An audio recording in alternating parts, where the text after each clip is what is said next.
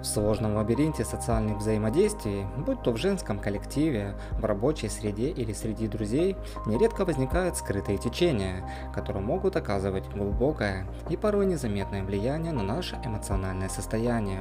Среди этих течений особое место занимает мягкий буллинг, форма психологической агрессии, которая проявляется не в открытых конфликтах, а в тонких завуалированных действиях и словах.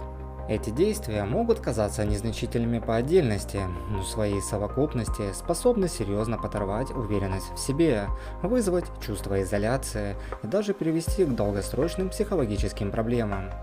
Понимание этих скрытых динамик крайне важно для построения здоровых и гармоничных отношений в любом социальном контексте. Одной из наиболее распространенных форм мягкого буллинга является социальное исключение. Это может проявляться в самых разных формах, от намеренного игнорирования в разговоре до исключения из неформальных встреч и мероприятий.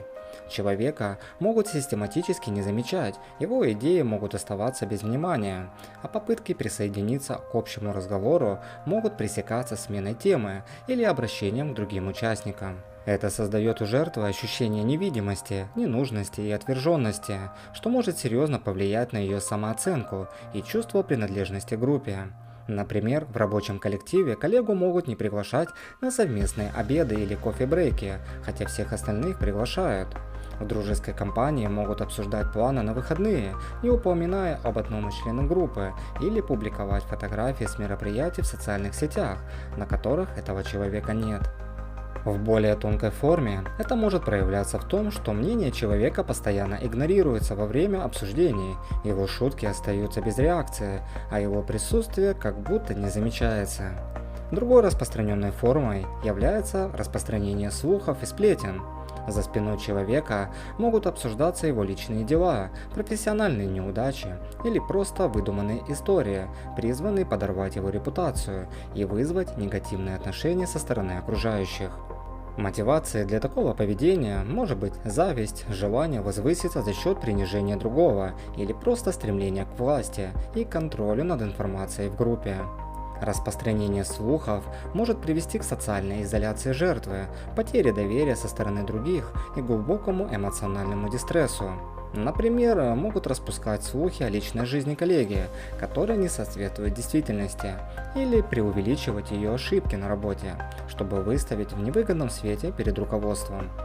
В дружеской среде могут обсуждать внешность или манеру поведения одного из друзей за его спиной, высмеивая его недостатки перед другими. Пассивно-агрессивное поведение также является характерной чертой мягкого буллинга. Оно проявляется в завуалированных негативных высказываниях, саркастических шутках, двусмысленных комплиментах или непрошенных советах, которые на первый взгляд могут казаться безобидными, но несут скрытый укол или критику. За таким поведением часто скрывается подавленная агрессия и неспособность выражать свои чувства открыто. Пассивно-агрессивные замечания могут вызывать у жертвы чувство замешательства, неуверенности и постоянного напряжения, заставляя ее сомневаться в себе и своих действиях. Например, на новую идею коллеги могут ответить: интересно, конечно, но мы всегда делали по-другому». Или на рассказ о достижении могут сказать: «Тебе просто повезло».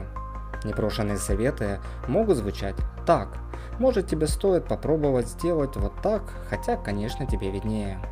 Эмоциональное манипулирование представляет собой еще одну коварную форму мягкого буллинга. Манипуляторы используют различные тактики, чтобы контролировать чувства и поведение других людей.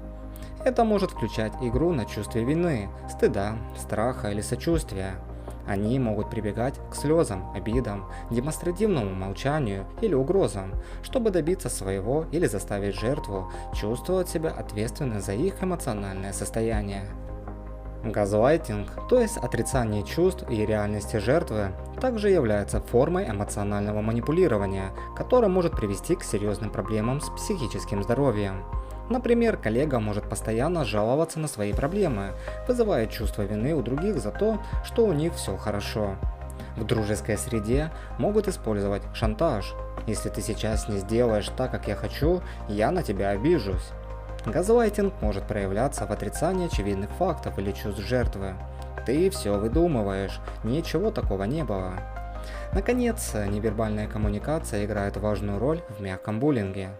Презрительные взгляды, закатывание глаз, вздохи, демонстративное отворачивание, холодный тон голоса — все это невербальные сигналы могут передавать неприязнь, пренебрежение и враждебность, создавая у жертвы ощущение дискомфорта и неприятия. Эти сигналы могут быть особенно разрушительными, поскольку их трудно оспорить или доказать, но они ясно дают понять жертве ее низкое положение в группе.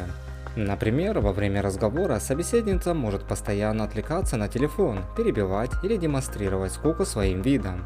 Психологические корни мягкого буллинга могут быть разнообразными. Часто в основе такого поведения лежит неуверенность в себе и потребность в самоутверждении за счет унижения других. Люди с низкой самооценкой могут использовать мягкий буллинг как способ почувствовать себя лучше или сильнее, проецируя свои недостатки и страхи на других. Желание власти и контроля над ситуацией или другими людьми также может быть движущей силой. С помощью тонких манипуляций агрессор может контролировать поведение и эмоциональное состояние жертвы, чувствуя себя более значимым. Зависть и ревность к успехам или качествам другого человека могут проявляться в виде сплетен, сарказма или попыток принизить достижения жертвы, чтобы снизить собственное чувство неполноценности. Кроме того, усвоенные модели поведения и социальные нормы в определенной среде могут способствовать распространению мягкого буллинга, если такое поведение не осуждается и даже поощряется. В некоторых коллективах или социальных группах может существовать негласная иерархия, где подкалывание и принижение других считается нормой. Долгосрочное воздействие мягкого буллинга на жертву может быть весьма серьезным. На психологическом уровне это может привести к развитию хронической тревожности, депрессии, чувства беспомощности и никчемности, а в некоторых случаях даже к посттравматическому стрессовому расстройству. Постоянное нахождение в атмосфере скрытой агрессии и неприязни может подорвать психическое здоровье и привести к эмоциональному выгоранию. На социальном уровне жертва может столкнуться с изоляцией, трудностями в установлении доверительных отношений и чувством отчужденности.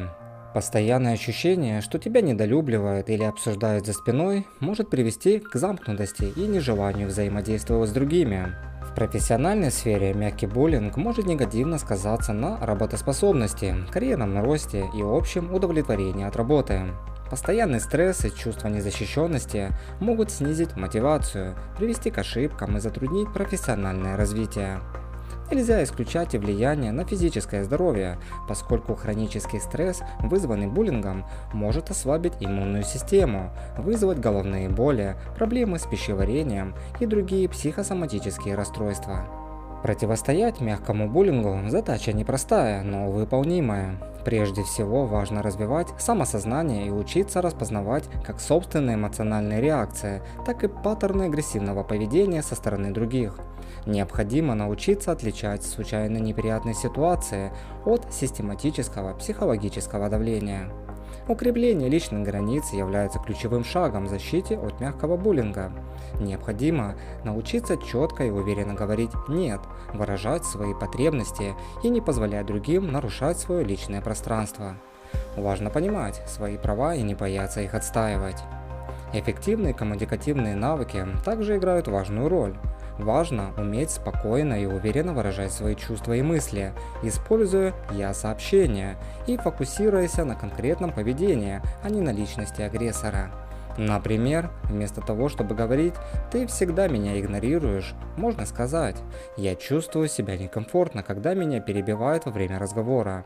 Поиск поддержки у доверенных друзей, семьи или специалистов может оказать неоценимую помощь в преодолении последствий буллинга. Разговор с близким человеком может помочь снять эмоциональное напряжение и получить ценный совет. Иногда полезно обратиться к психологу или коучу, чтобы получить профессиональную поддержку и разработать стратегию. В некоторых случаях может быть полезно документировать случаи буллинга, особенно если речь идет о систематическом преследовании в рабочей среде. Фиксация дат, времени, обстоятельств и конкретных действий может пригодиться при обращении к руководству или другим инстанциям. Забота о себе и своем физическом и психологическом здоровье является важным аспектом восстановления после пережитого буллинга.